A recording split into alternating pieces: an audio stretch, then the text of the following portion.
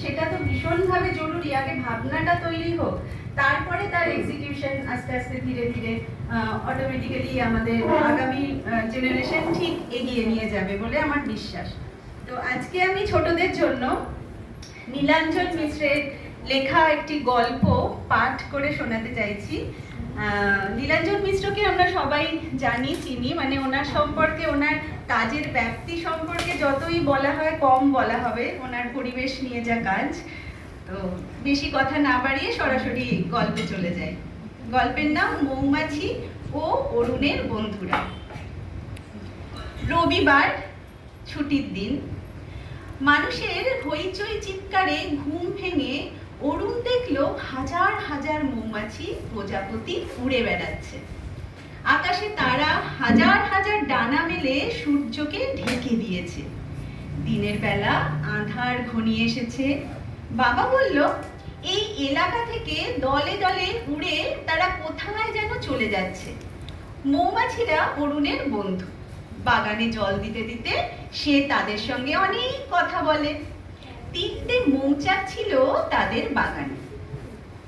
দৌড়ে গিয়ে অরুণ দেখলো 2টো মৌচাক খালি, মৌমাছিরা নেই। আরেকটা মৌচাকে মৌমাছিরা চলে যাবে বলে তৈরি হচ্ছে। উজ্জ্বল হলুদ কুমড়ো ফুলের ওপর একটা মৌমাছিকে দেখে অরুণ প্রশ্ন করলো, তোমরা সবাই কোথায় চলে যাচ্ছ বন্ধু? কেন চলে যাচ্ছ? মৌমাছি বলল, আমরা এখানে আর থাকতে পারছি না অরুণ, আমাদের খুব কষ্ট হচ্ছে। কলকারখানা করবে বলে মানুষ জঙ্গল কেটে ফেলছে। জঙ্গলে কত পুরনো বড় বড় সব গাছ, আমাদের কত বছরের বন্ধু তারা।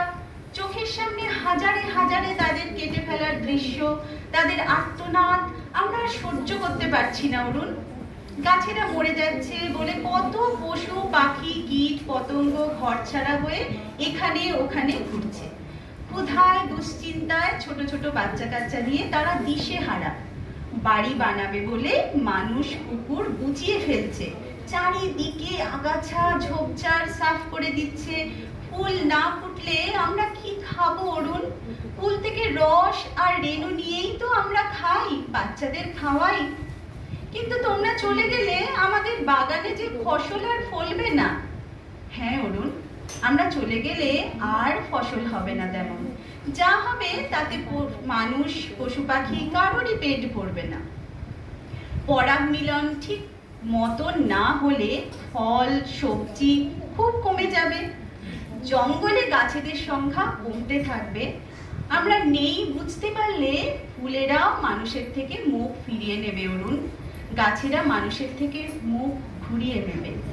তাহলে সকলে কষ্ট পাবে, জেনেও চলে যাবে। এছাড়া তো আর কোনো উপায় নেই অরুণ।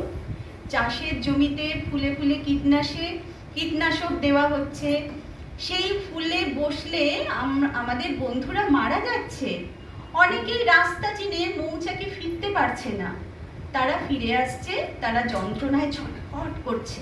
শুধু আমরা না অরুণ, মাঠের ইঁদুর, পেঁচা, ফিঙে, চড়াই, সাপ, ব্যাঙ সবাই মরছে।